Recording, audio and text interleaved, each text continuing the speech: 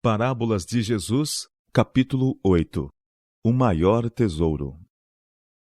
Também o reino dos céus é semelhante a um tesouro escondido num campo, que um homem achou e escondeu. E pelo gozo dele, vai, vende tudo quanto tem e compra aquele campo. Nos tempos antigos era comum esconderem os homens seus tesouros na terra. Pilhagens e roubos eram frequentes. E cada vez que havia mudança no governo, os que possuíam muitas propriedades estavam sujeitos a serem taxados com pesados tributos. Além disso, a terra estava em constante perigo pela invasão de hordas de salteadores. Por isso os ricos procuravam preservar seus tesouros escondendo-os, e a terra era tida como esconderijo seguro.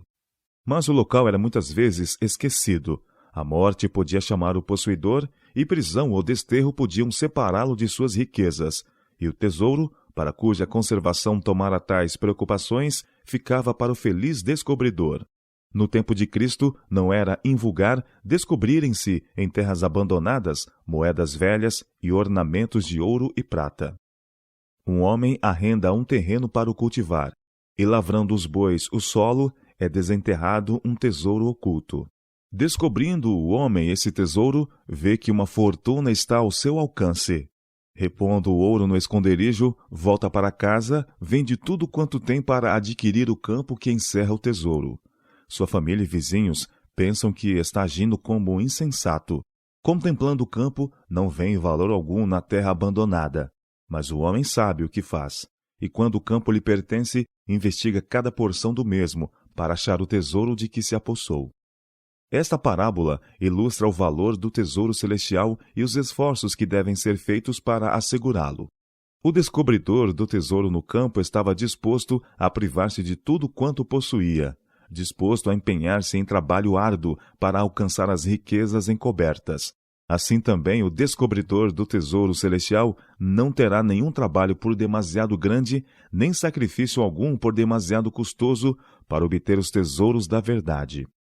Na parábola, o campo que encerra o tesouro representa as sagradas escrituras, e o evangelho é o tesouro. A própria terra não está tão permeada de veios auríferos, nem tão cheia de preciosidades como a palavra de Deus. Disse que os tesouros do evangelho estão ocultos. A beleza, o poder, o mistério do plano da redenção não são perseguidos por aqueles que são sábios em seu próprio conceito, e ensoberbecidos pelos ensinos de uma filosofia vã. Muitos têm olhos, mas não veem, ouvidos, mas não ouvem, inteligência, mas não discernem o tesouro oculto. Um homem poderia passar sobre o lugar onde o tesouro está escondido.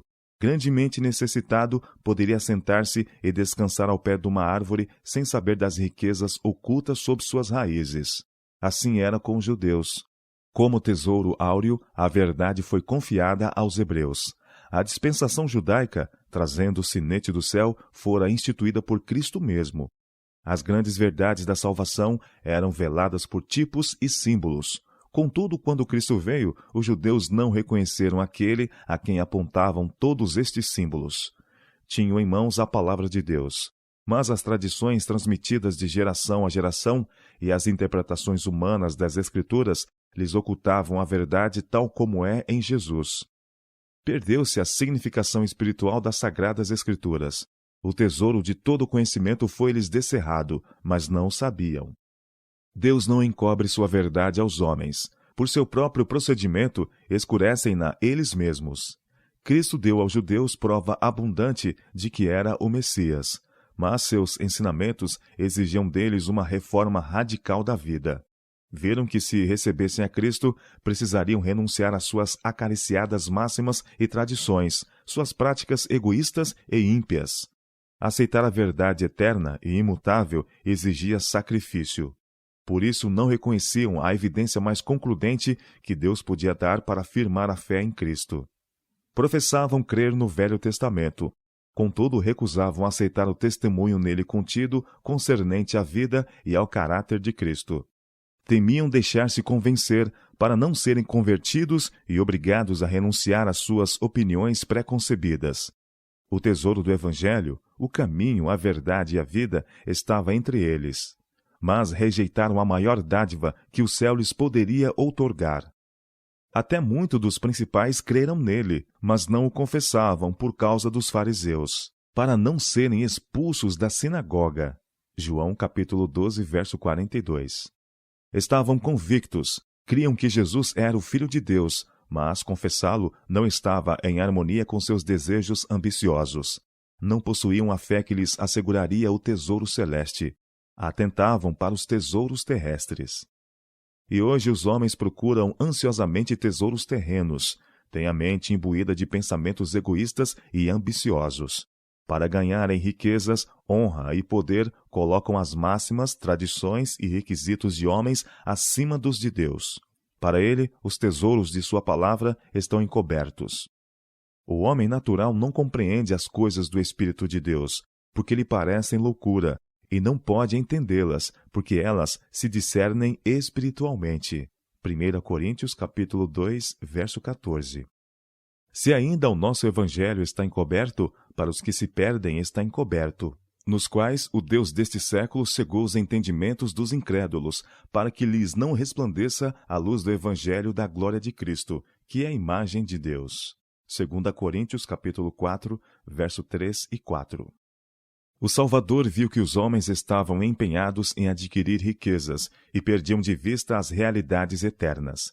Empreendeu corrigir esse mal. Procurou quebrar o encanto fascinante que paralisava a alma. Elevando a voz, disse: Pois que aproveita o homem ganhar o mundo inteiro, se perder a sua alma? Ou o que dará o homem em recompensa da sua alma? Mateus capítulo 16, verso 26. Apresenta à humanidade decaída um mundo mais nobre, que haviam perdido de vista, para que contemplassem as realidades eternas. Leva-os ao limiar do infinito, resplandecente com a indescritível glória de Deus, e lhes mostra o seu tesouro. O valor desse tesouro supera o ouro e a prata. Não se pode comparar com as riquezas das minas terrestres. O abismo diz: não está em mim. E o mar diz: ela não está comigo. Não se dará por ela ouro fino, nem se pesará prata em câmbio dela. Nem se pode comprar por ouro fino de Ofir, nem pelo precioso ônix, nem pela safira. Com ela não se pode comparar o seu ouro ou o cristal, nem se trocará por joia de ouro fino. Ela faz esquecer o coral e as pérolas, porque a aquisição da sabedoria é melhor que a dos rubis. Jó, capítulo 28, versos 14 a 18. Este é o tesouro que se acha nas Escrituras. A Bíblia é o grande compêndio de Deus, seu grande educador. O fundamento de toda a verdadeira ciência está contido na Bíblia. Esquadrinhando a palavra de Deus, todo ramo de conhecimento pode ser encontrado. E, sobretudo mais, encerra a ciência das ciências, a ciência da salvação. A Bíblia é a mina das riquezas inesgotáveis de Cristo. A verdadeira educação superior é obtida estudando a palavra de Deus e a ela obedecendo. Se, porém, é substituída por livros que não levam a Deus e ao reino do céu, a educação adquirida é uma perversão do nome. Há maravilhosas verdades na natureza. A terra, o mar e o céu estão cheios de verdade. São nossos mestres. A natureza proclama a sua voz em lições de sabedoria celestial e de verdade eterna. Mas o homem decaído não quer entender. O pecado obscureceu-lhe a visão e não pode por si mesmo interpretar a natureza sem sobrepô-la a Deus. Lições corretas não podem impressionar o espírito de quem rejeita a palavra de Deus. Os ensinamentos da natureza são tão pervertidos que afastam do Criador a mente. Por muitos, a sabedoria dos homens é considerada superior à do Divino Mestre. E o livro de Deus é julgado arcaico, anacrônico e desinteressante. Mas os que foram vivificados pelo Espírito Santo não consideram assim. Vêem o inestimável tesouro e venderiam tudo para comprar o campo que o encerra. Em vez dos livros que contêm as suposições de grandes autores de fama, escolhem a palavra daquele que é o maior autor e o maior mestre que o mundo já conheceu, que deu sua vida por nós, para que por ele tenhamos a vida eterna. Satanás atua no espírito humano e leva-o a pensar que se pode alcançar o maravilhoso conhecimento à parte de Deus. Mediante a argumentação ilusória, induziu Adão e Eva a duvidarem da palavra de Deus e a substituírem-na por uma teoria que levou à desobediência. Seus sofismas fazem hoje o mesmo que fizeram no Éden. Professores que permeiam suas lições de opiniões de escritores incrédulos implantam na mente dos jovens pensamentos que os arrastarão ao desprezo a Deus e à transgressão de sua lei. Poucos sabem do que estão fazendo.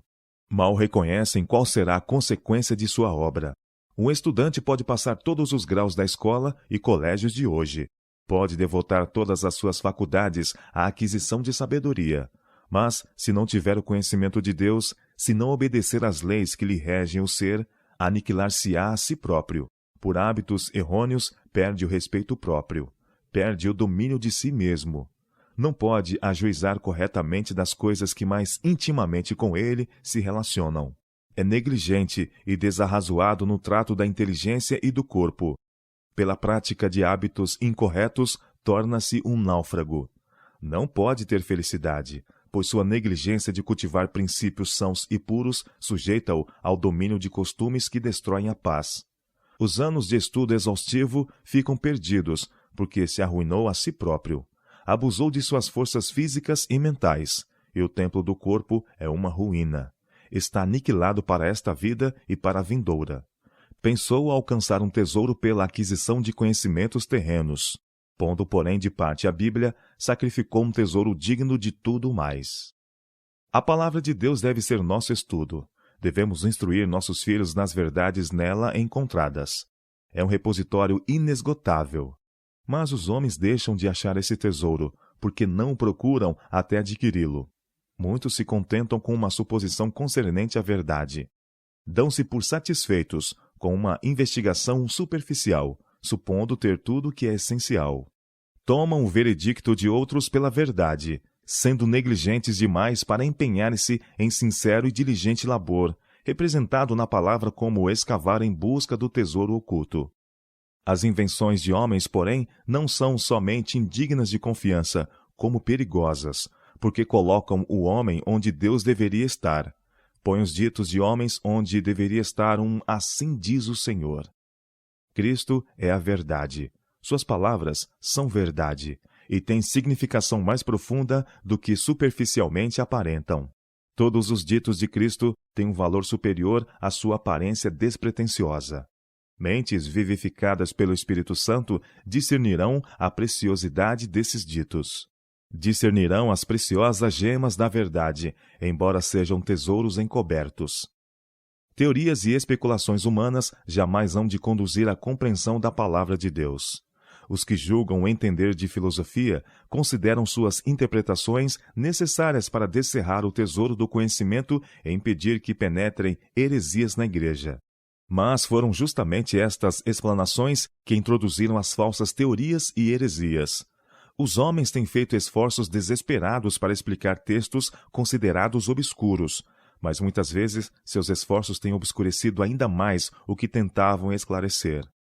Os sacerdotes e fariseus professavam realizar grandes feitos como professores, sobrepondo a palavra de Deus às suas interpretações.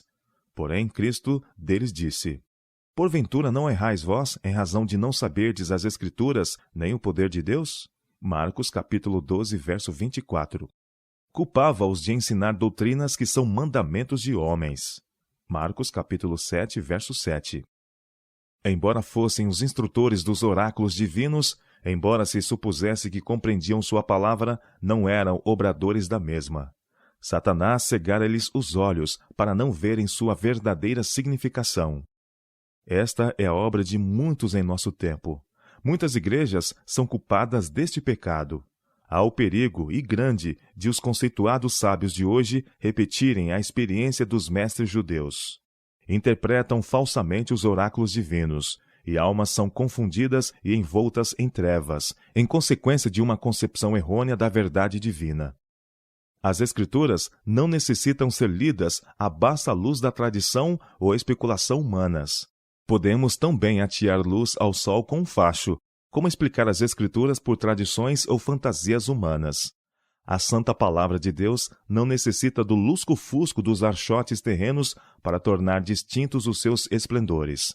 Em si mesma é luz, a revelação da glória divina, e ao seu lado qualquer outra luz é mortiça. Deve, porém, haver estudo sincero e exame minucioso.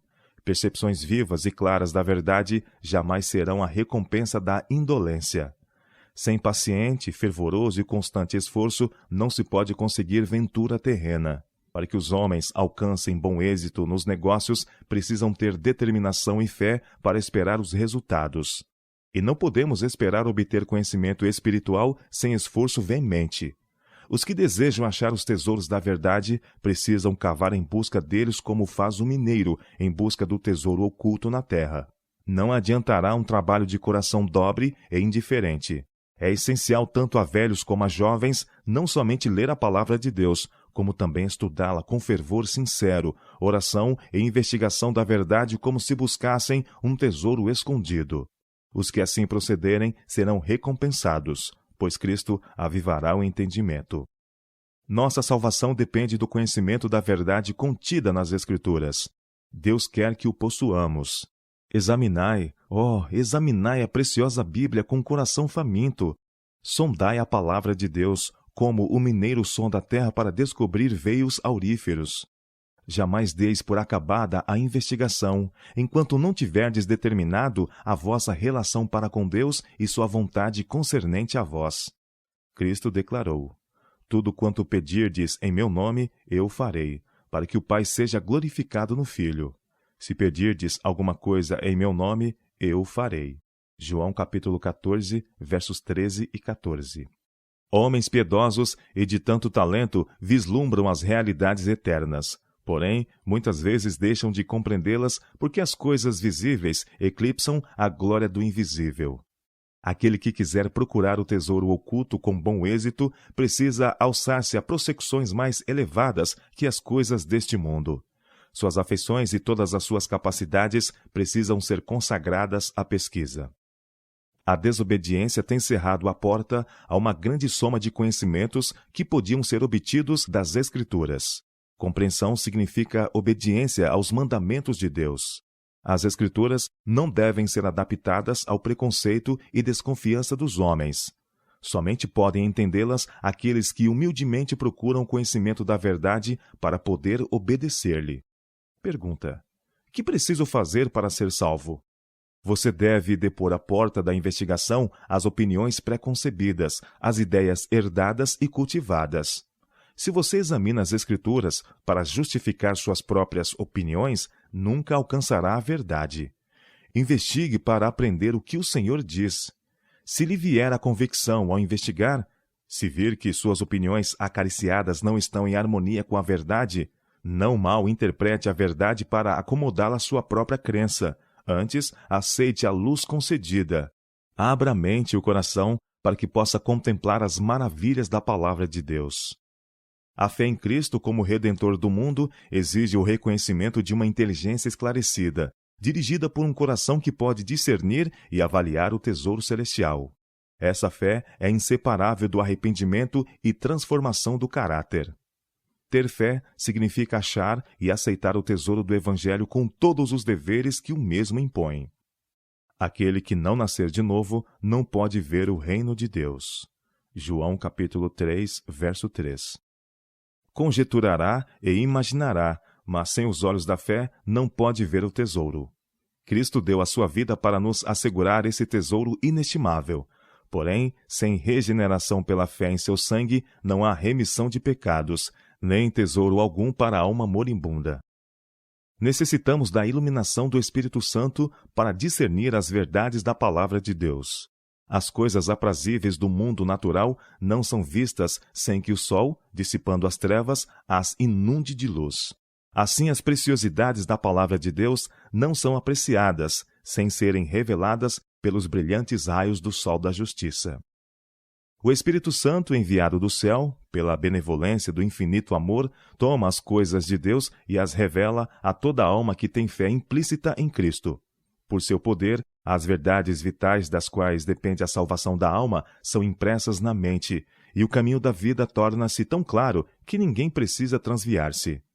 Estudando as Escrituras, devemos orar para que a luz do Santo Espírito de Deus ilumine a palavra, a fim de vermos e apreciarmos suas joias. Ninguém pense que não há mais sabedoria para alcançar. A profundeza do entendimento humano pode ser medida. As obras de autores humanos podem ser conhecidas. Porém, o mais alto, mais profundo e mais largo voo da imaginação não pode descobrir a Deus. Há a imensidade além de tudo que podemos compreender. Vimos somente o cintilar da glória divina e do infinito conhecimento e sabedoria. Temos estado a trabalhar, por assim dizer, à flor da mina, enquanto ricos veios de ouro estão sob a superfície, para recompensar aquele que cavar em busca dos mesmos. A escavação precisa aprofundar-se mais e mais na mina, e maravilhoso tesouro será o resultado. Por uma fé correta, o conhecimento divino tornar-se-á conhecimento humano. Ninguém pode esquadrinhar as Escrituras no Espírito de Cristo sem ser recompensado. Quando o homem consente em ser instruído como uma criancinha, quando se submete inteiramente a Deus, achará a verdade em sua palavra. Se os homens fossem obedientes, compreenderiam o plano do governo de Deus. O mundo celestial abriria os seus arcanos de graça e glória à pesquisa. Os seres humanos seriam totalmente diferentes do que são agora, porque, explorando as minas da verdade, os homens seriam enobrecidos. O mistério da salvação, a encarnação de Cristo, seu sacrifício expiatório não seriam, como são agora, noções vagas em nossa mente. Não somente seriam mais bem compreendidos, como infinitamente mais apreciados. Em sua oração ao Pai, deu Cristo ao mundo uma lição que deve ser gravada na mente e na alma. A vida eterna, disse, é esta, que te conheçam a ti só, por único Deus verdadeiro, e a Jesus Cristo, a quem enviaste. João capítulo 17, verso 3. Isto é verdadeira educação. Comunica-nos poder. O conhecimento experimental de Deus e de Jesus Cristo, a quem ele enviou, transforma o homem na semelhança de Deus. Dá ao homem o domínio próprio, submetendo todos os impulsos e paixões da natureza inferior ao domínio das faculdades superiores da mente. Faz de seu possuidor filho de Deus e herdeiro do céu. Leva-o à comunhão com a mente do infinito, ele abre os ricos arcanos do universo. Este é o conhecimento obtido pela investigação da palavra de Deus. Esse tesouro pode ser achado por toda a alma que der tudo para alcançá-lo. Se clamares por entendimento e por inteligência alçares a tua voz, se como a prata a buscares e como a tesouros escondidos a procurares, então entenderás o temor do Senhor e acharás o conhecimento de Deus. Provérbios capítulo 2, versos 3 a 5.